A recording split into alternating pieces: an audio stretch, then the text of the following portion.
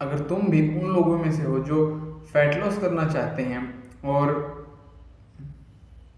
अक्सर ये सोचते हैं कि मैं डेली बहुत कम खाना खा के या डेली बहुत सारा कार्डियो करके अपना फैट लॉस कर लूँगा जल्दी, या 1 महीने या 20 दिन में ही अपना फैट लॉस पूरा कर लूँगा, अपनी फिजिक को एकदम पूरी तरह बदल दूंगा। तो आप इस बारे में गलत हैं। आपको ऐसी गलती नहीं करनी चाहिए, क्योंकि अगर आपने अपनी इस फैट लॉस जर्नी में एक भी ऐसी गलती की तो आपका ये फैट लॉस करने का सपना सपना ही रह जाएगा। आज ये इस वीडियो में हम यही डिस्कस करने वाले हैं कि वो कौन सी 5 गलतियां हैं जो आपको अपनी फैट लॉस जर्नी में बिल्कुल भी कभी भी नहीं करनी चाहिए। तो मैं हूं आयुष, आपका इस चैनल पर स्वागत है और आज मैं आपको इस वीडियो के थ्रू 5 ऐसी गलतियां बताने वाला हूं जो मैक्सिमम लोग अपनी फैट लॉस जर्नी के दौरान किया करते हैं और इन्हीं की वजह से वो लगभग मैक्सिमम लोग अपनी फैट लॉस जर्नी में फेल हो जाते हैं, अपनी उसी ट्रैक पर वापस आ जाते हैं। जिसमें से पहली गलती है एक्सट्रीम कैलोरी रेस्ट्रिक्शंस पर रहना। मतलब एकदम अचानक से अगर आप डेली 2 या 2,500 कैलोरीज पर पहले रहते थे और आपने अचानक ये सोचा कि अब मैं बिल्कुल खाना बंद कर दूंगा कुछ समय के लिए, लेट्स से कि 700 या 1000 कैलोरीज पर आप डेली अपना कैलोरी रेस्ट्रिक्शन मेंटेन करके रखते हैं, तो ये आपकी हेल्थ के लिए बहुत ख़राब है। ये गलती बिगिनर्स में बहुत कॉमन मानी जाती है, जो कि है अपनी डाइट में ड्रास्टिक चेंजेस करना और एक्सट्रीम क्रैश डाइट्स फॉलो करना।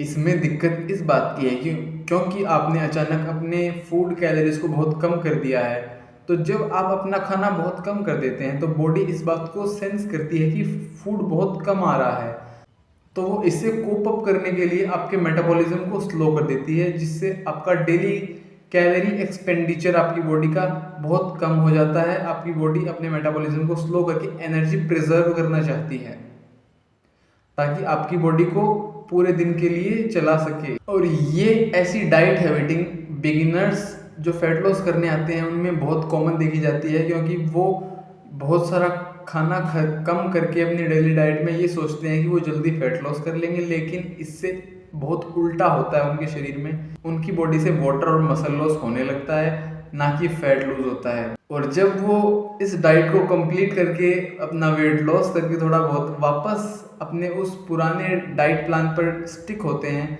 तो बॉडी के स्लो मेटाबॉलिज्म के कारण फैट एक्यूमुलेट होने लगता है और वो फिर से मोटे हो जाते हैं। इसके बजाय आप डेली इतनी एक्सट्रीम कैलोरी रेस्ट्रिक्शंस ना रख के अपनी डाइट में डेली 500 या 750 कैलोरीज के अप्रोक्स में रेस्ट्रिक्शंस या डेफिसिट क्रिएट करके अपनी डाइट को डिज़ाइन करें, जिससे हर वीक में लगभग आधा किलो और 1 महीने में लगभग 2 किलो के राउंड अगर आपका वेट लॉस होता है तो ये बहुत आइडियल और अच्छा माना जाता है। इससे ना ही कोई मसल लॉस होगा, ना ही आपकी बॉडी पर एक्सट्रीम प्रेशर बनेगा। तो इससे आपका जो मेटाबॉलिज्म है वो भी प्रॉपरली फंक्शन कर पाएगा थ्रू आउट द डे। दूसरी सबसे कॉमन मिस्टेक्स है बिगिनर्स के अंदर, वो है अपने ब्रेकफास्ट को स्किप कर देना। वो अक्सर ये सोचकर ब्रेकफास्ट करते हैं कि इनसे इनका थोड़ा फूड इंटेक भी कम हो जाएगा और इससे फैट लॉस में थोड़ी मदद मिल जाएगी, थोड़ा जल्दी फैट लॉस हो जाएगा। लेकिन इसके बजाय होता ये है क्योंकि वो सुबह ब्रेकफास्ट नहीं लेते, तो लंच से पहले थोड़े समय पहले उन्हें काफ़ी ज़्यादा भूख लगती है, जिससे या तो वो लंच में ओवर ईटिंग कर लेते हैं, लंच से पहले वो स्नैक्स के आर पार मंडराना शुरू कर देते हैं और जो फूड उन्होंने छोड़ रखा है जैसे कि पैकेज और प्रोसेस्ड फूड्स वो सारा वो कंज्यूम कर लेते हैं लंच से पहले, जो आपको फैट लॉस में अवॉइड करनी चाहिए। आप एक सिंपल सी मिस्टेक के कारण खराब कर लेंगे अपनी फैट लॉस जर्नी को।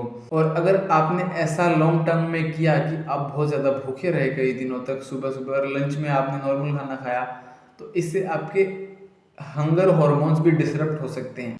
वो ये समझने में फेल हो जाते हैं कि आप अगर एक मील स्किप कर देंगे तो आप उस दौरान भूखे बहुत ज़्यादा हैं। इसके बजाय आप मील्स के साइज़ को थोड़ा छोटा कर सकते हैं और उन्हें पूरे दिन में थोड़ा फ्रीक्वेंट बना सकते हैं। जस्ट लाइक 4 से 5 बार आप मील्स ले सकते हैं, उनका साइज़ रिड्यूस करके आप मील्स टाइम को बढ़ा सकते हैं। इससे आपका ब्लड शुगर भी मेंटेन रहेगा थ्रू आउट द डे और आपका मेटाबॉलिज्म भी प्रॉपरली फंक्शन करता रहेगा।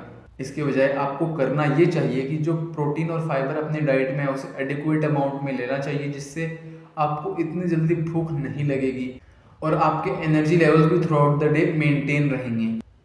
जो थर्ड और सबसे कॉमन मिस्टेक्स है बिगिनर्स की, वो है बहुत कम प्रोटीन के ऊपर सर्वाइव करना।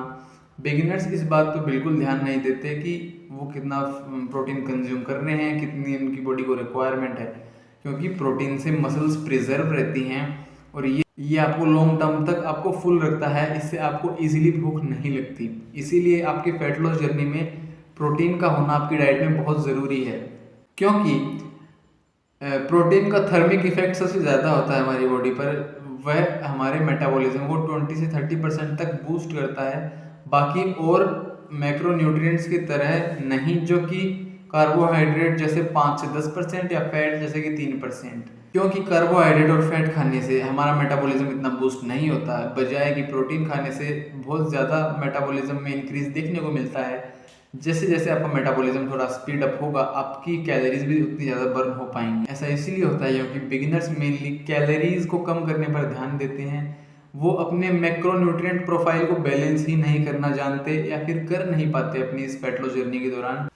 इससे वो प्रोटीन रिच फूड्स को अवॉइड करते हैं, ये सोचकर कि ये भी शायद कैलोरीज में डेंस हैं, वो इन्हें कंज्यूम नहीं करते। शायद वो ये नहीं समझते कि मेटाबॉलिज्म को मेंटेन करने के लिए और हंगर को मेंटेन करने के लिए प्रोटीन का कितना बड़ा रोल है आपकी डाइट में।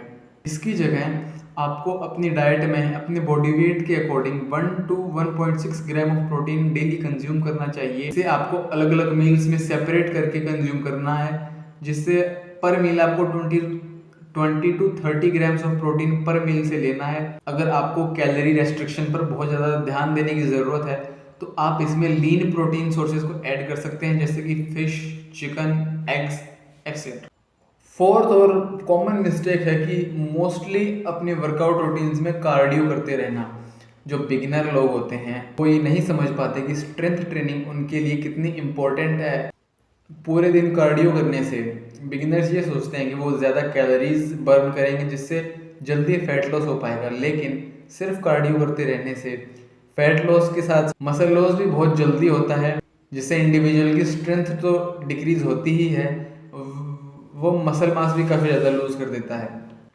एक्सट्रीम मसल लॉस के कारण आपकी बॉडी आपके मेटाबॉलिज्म को बहुत स्लो कर देती है, ताकि बहुत कम कैलोरीज आप बर्न हो रेस्ट के दौरान भी।